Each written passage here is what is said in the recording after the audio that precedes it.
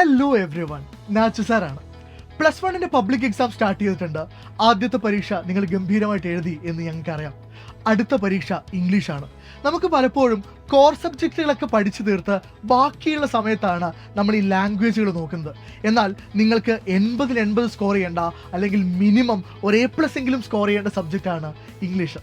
നമുക്കൊരു ഗോൾഡൻ ഓപ്പർച്യൂണിറ്റിയാണ് മുമ്പിലുള്ളത്. കാരണം നമുക്കിനി ദിവസങ്ങൾ മുമ്പിലുണ്ട്. മാർച്ച് 2, 3, 4 ഈ 3 ദിവസങ്ങളും കഴിഞ്ഞ് 5-ാം തീയതിയാണ് നമ്മുടെ പരീക്ഷ. അപ്പോഴും പല ആളുകളും ആലോചിക്കുന്നത് സമയം ബാക്കിയുണ്ട്, പതുക്കെ പഠിച്ചാൽ മതി എന്നൊക്കെയാണ്. എന്നാൽ നിങ്ങളോട് ഒരു കാര്യമാണ് എനിക്ക് പറയാനുള്ളത്. ഒരു വലിയ ടെക്സ്റ്റ് ബുക്ക് നമുക്ക് പഠിച്ചു തീർക്കാനുണ്ട്. 6 യൂണിറ്റുകൾ, 19 ചാപ്റ്ററുകൾ, 5ഓളം ഗ്രാമർ ടോപ്പിക്കുകൾ. ഇതൊക്കെ കൃത്യമായി പഠിച്ച് റിവൈസ് ചെയ്യാൻ ഈ 3 ദിവസം അത്യാവശ്യമാണ്. അതിൽ അധിക ദിവസങ്ങളൊന്നുമില്ല. അതുകൊണ്ട് തന്നെ നേരത്തെ പഠിച്ചു തുടങ്ങുക എന്നുള്ളതും നേരത്തെ കാര്യങ്ങളൊക്കെ വായിച്ചു തീർത്ത് റിവൈസ് ചെയ്യാൻ തുടങ്ങുക എന്നുള്ളതും ഇമ്പോർട്ടൻ്റ് ആണ്. കഴിഞ്ഞ മോഡൽ എക്സാമിന് നിങ്ങൾക്കൊക്കെ മനസ്സിലായ ഒരു കാര്യമുണ്ട്.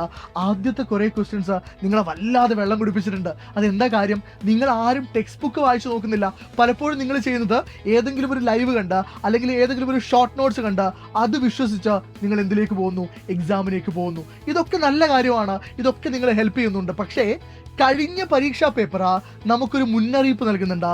നിങ്ങൾ നന്നായി ടെക്സ്റ്റ് ബുക്ക് വായിച്ചിട്ടില്ലെങ്കിൽ പണി പാളാൻ സാധ്യതയുണ്ട്. അപ്പോൾ നമ്മൾ എന്താ ചെയ്യേണ്ടത്? നമ്മൾ ഓരോ ചാപ്റ്റേഴ്സിനെയും ഡീറ്റെയിൽഡ് ആയിട്ട് പഠിക്കേണ്ടതുണ്ട്.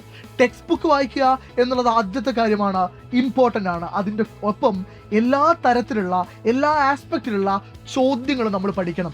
ജനറൽ ആയിട്ടുള്ള ഒരുപാട് ചോദ്യങ്ങൾ ചോദിച്ചിട്ടുണ്ട്. എന്നാൽ ടെക്സ്റ്റ് ബുക്ക് ഓറിയൻറ്റഡ് ആയിട്ടുള്ള ചോദ്യങ്ങളെ നമ്മൾ പഠിച്ച് തന്നെ മുന്നോട്ട് പോകണം. അപ്പോൾ നമ്മൾ എങ്ങനെയാണ് സാർ ഇങ്ങനെ പ്രശ്നങ്ങൾ പറയാതെ സാർ ഒരു സൊല്യൂഷൻ പറയൂ സാർ? നമ്മളിത് ഓൾറെഡി സ്റ്റാർട്ട് ചെയ്തിട്ടുണ്ട്. നിങ്ങൾ ഈ വീഡിയോ കാണുന്ന മാർച്ച് 2-ാം തീയതി രാവിലെ 9 മണിക്കാണ് സൈലത്തിൻ്റെ ഇംഗ്ലീഷ് പബ്ലിക് എക്സാമിൻ്റെ ആദ്യത്തെ ലൈവ് നടക്കുന്നത്. കുറേ പേര് ഇത് കണ്ടിട്ടുണ്ട് എന്നെനിക്കറിയാം. കാണാത്തവർ ഈ വീഡിയോ കണ്ട ഉടനെ ആ വീഡിയോ ഒന്ന് പോയിട്ട് റെഫർ ചെയ്യണം. അതിൽ പറഞ്ഞ കാര്യങ്ങളൊക്കെ നോട്ട്സൊക്കെ കൃത്യമായിട്ട് നോട്ട് ചെയ്ത് വെക്കണം. ആൻഡ് നമ്മൾ എന്താ ഈ ലൈവിൽ ചെയ്യുന്നത് കൃത്യമായിട്ട് കേൾക്കണേ. 2-ാം തീയതി രാവിലെ 9 മണി മുതലുള്ള ലൈവിൽ നമ്മൾ പ്രധാനപ്പെട്ട ആദ്യത്തെ 7 ചാപ്റ്റേഴ്സ്, 7 പ്രോസ് ഡിസ്കസ് ചെയ്യുന്നു. ചുമ്മാ സമ്മറി പറഞ്ഞു പോലോ, അല്ലെങ്കിൽ എവിടെയെങ്കിലും തൊടാതെ കാര്യങ്ങൾ പറഞ്ഞു പോകുമോ, ഇതൊന്നുമല്ല. വളരെ ഡീറ്റെയിൽഡ് ആയിട്ട്, ഇൻഡെപ്ത് ആയിട്ട് നമ്മൾ കാര്യങ്ങൾ പഠിക്കുന്നു. അത് പഠിച്ചതിന് ശേഷം മാർച്ച് 2-ാം തീയതി ഉച്ച മുതൽ വൈകുന്നേരം വരെയുള്ള സമയം നിങ്ങൾ ആ ചാപ്റ്റേഴ്സ് ടെക്സ്റ്റ് ബുക്ക് വായിക്കുന്നു, അതൊന്ന് റിവൈസ് ചെയ്യുന്നു, ഫ്രീ ആയിട്ടിരിക്കുന്നു. എന്നിട്ട് മാർച്ച് 2-ാം തീയതി 7 മണിക്ക്, അതായത് ഇന്നാണ് വീഡിയോ കാണുന്നതെങ്കിൽ 7 മണിക്ക് നിങ്ങൾ വീണ്ടും തിരിച്ചു വരുന്നു. നമ്മൾ എല്ലാ പോംസും, നമുക്കറിയാം 10ാം ക്ലാസ് പോലെയല്ല, പ്ലസ് 1-ൽ 5 പോംസ് ആണ് നിങ്ങൾക്ക് പഠിക്കാനുള്ളത്. ഈ 5 പോംസും ലൈൻ ബൈ ലൈൻ പഠിക്കേണ്ടതുണ്ട്. ഓരോ വേർഡ്സും ഓരോ ലൈനും കൃത്യമായി നമുക്കറിയണം. അല്ലാതെ ഒരു അപ്രിസിയേഷൻ മാത്രം പഠിച്ചു പോയി കഴിഞ്ഞാൽ അത് ഒരു നല്ല ഏർപ്പാടായിരിക്കില്ല. അപ്പം നമ്മൾ ഈ ലൈവിൽ, 2ാമത്തെ ലൈവിൽ എന്താ ഡിസ്കസ് ചെയ്യുന്നത്? മാർച്ച് 2-ാം തീയതി വൈകുന്നേരം മുഴുവൻ poems line by line discuss ചെയ്യുന്നു. ദെൻ മാർച്ച് 3-ന് നമ്മൾ രാവിലെ വീണ്ടും കൂടുന്നു. ബാക്കി വെച്ച ചാപ്റ്റേഴ്സ് ഉണ്ടല്ലോ, ആ ചാപ്റ്റേഴ്സ്, ബാക്കിയുള്ള 6 ചാപ്റ്റേഴ്സ് നമ്മൾ ഡീറ്റെയിൽഡ് ആയിട്ട് ഡിസ്കസ് ചെയ്ത് പോകുന്നു. ആൻഡ് അന്ന് വൈകുന്നേരം, മാർച്ച് 3-ാം തീയതി വൈകുന്നേരം നമ്മൾ എല്ലാ ഗ്രാമർ ടോപ്പിക്കുകളും ഡിസ്കോഴ്സുകളുടെ ഫോർമാറ്റും പഠിക്കുന്നു. ഇത്രയും കാര്യം നമ്മൾ പഠിച്ചാൽ മാർച്ച് 4 ഒരു ഫുൾ ഡേ നമ്മുടെ മുമ്പിലുണ്ട്. ആൻഡ് രാവിലെ മാർച്ച് 4 നമ്മൾ ലൈവ് വെക്കില്ല. പിന്നെ എന്താ ചെയ്യുന്നത്? അന്ന് നിങ്ങൾക്ക് ഇതുവരെ പഠിച്ച കാര്യങ്ങളൊക്കെ കൃത്യമായി റിവൈസ് ചെയ്യാം. അതിനുശേഷം 5 മണിക്ക്, അതായത് പരീക്ഷയുടെ തലേന്ന് മാർച്ച് 4-ാം തീയതി 5 മണിക്ക്, 7 മണിക്ക് തുടങ്ങേണ്ട ലൈവായിരുന്നു.